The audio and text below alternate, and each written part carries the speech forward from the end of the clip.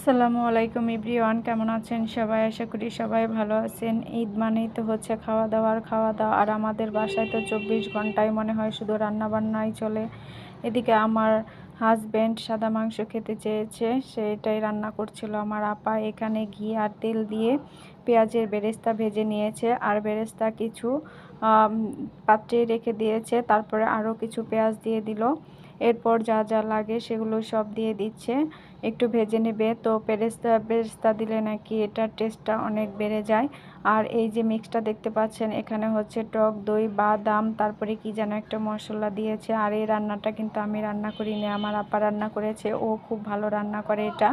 আর এটা আমি রান্নাও করতে পারি না, এজন্য আমাকে শেখাচ্ছিল ও কীভাবে রান্না করতে হয়।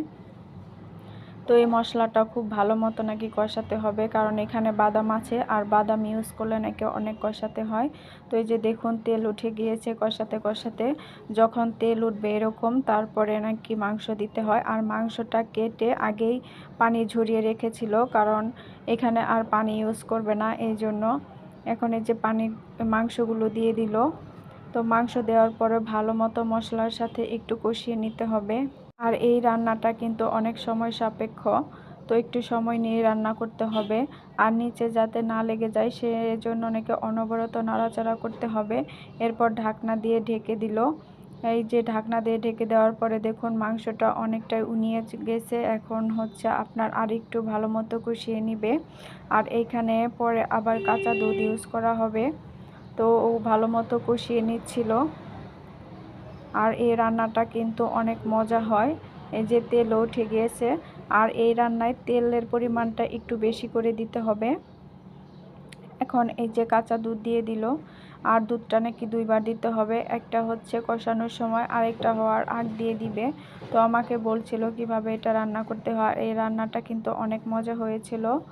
আমার হাজব্যান্ড আগেই বলে রেখেছিল এই রান্নাটা খাবে। আর এখানে আবার যে বেরেস্তাটা করে রেখেছিল সেটা দিয়ে দিল। দেওয়ার পরে সবগুলো আবার ভালো মতো কষিয়ে নিচ্ছে। আর এই মাংসটা কিন্তু অনেক কষাতে হবে, কারণ খুব একটা বেশি পানি দিতে হবে না, একটু মাখা মাখা করে রান্না করতে হয়। আর যেহেতু কোনো শুকনা মরিচ ইউজ করে নাই, এই জন্য কাঁচামরিচের পরিমাণটা একটু বেশি করে দিচ্ছে। আর অনেকে মিষ্টি খেতে পছন্দ করে, এটা আমরা কোনো মিষ্টি জাতীয় চিনি ইউজ করি নাই। এই যে দেখুন রান্নাবান্না শেষ, এখন খাওয়ার পালা। আর আপনাদের ভাইয়ার পছন্দের খিচুড়ি এখানে সে খাচ্ছে, আর আমি পাশে বসেছিলাম। আর ডিমের কুরমাটাও অনেক মজা হয়েছিল। আর এবার সব রান্না বান্নায় আমার জুমাপা করেছে, কারণ সব সময় মেজবোন রান্না করে।